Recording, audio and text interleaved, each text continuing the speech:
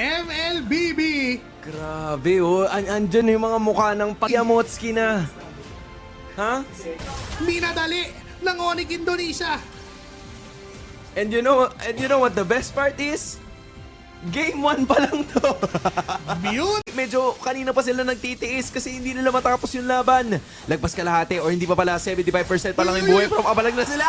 Sino sa nag-aadang Oh my God! Wala na yung isang damage dealer ng SRG. Ito yung bawing gusto ng Onyx Indonesia. Mapapaflicker to si Sans palayo. Makakaiwas na Crimson Beacon na gagawin ni Stormy. Ngayon yung Lord ay hinahawakan pa rin ni Kelra. Almost 30% HP. May babuhat ito si Lutpi. Pero si Kelra may hinahabol doon. At si Kram nasasaktan sa mga bala ng Claude pero babalik siya para hawakan yung Lord. Boy pa. At si Lutpi nasa gitna pa rin. Sino na? Natrihan malala. Sino may na? flicker wala kay yung Spicy pa para kay Sans. Pero Na-reset! may immortality wala. Mamamatay at na-reset yung Lord.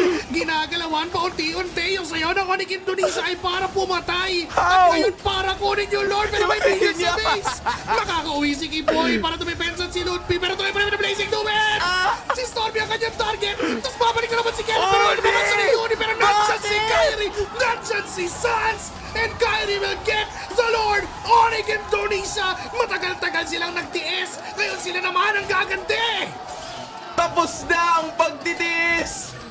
Oras na para pumogi. 3 heroes are down para sa SRG. Put, may Lord na nasustol pa sa baba. So kahit pa paano, ay makakahinga at makakapagdepensa ang SRG not unless pipilitin na ng Onyx Indonesia. May minions na paparating doon sa taas at hawak na ni Kyrie yun. Ngayon, ang plano nila, kailangan nila makapagpatumba ng kahit isang inhibitor. Mabubuhay na ang lahat ng mga membro ng SRG and they will obviously try to defend as many inhibitors as they can. Pero kung kaya natin makalamang sa mga pwesto o makatabla sa pagbawas ng isa, yan at yan ang kanilang gagawin and I think that's exactly what they'll be doing. May +1 pa kasi dalawa yung napatumba nila. Kyrie sa pader. Naghanap ng proper timing para pumasok. Oh! At mukhang doon pupunta sa loob mismo. Kelra will secure Stormy. Bumibase knock ng Onyx Indonesia. Matagal silang nagtiis. Pero para tapusin ang game 1 anong mabilis. Onyx ID! Mana Spicy Boy, Mana Miracle Boy, this is Kelra! This is Kyrie! Ginalawan lang. Oh my God! Man, ang taga... 18, 19 minutes silang hirap na hirap. But when they got that winning Lord, that winning clash before that Lord, Kadismaya eh. Nandyan yung mga mukha ng lumbay at pagtitiis. Kumbaga nakakunot na yung noo nila eh. Nakaharap na yung mga braso nila sa noo nila. Yamotski na kanina eh. Oo. Ganun eh.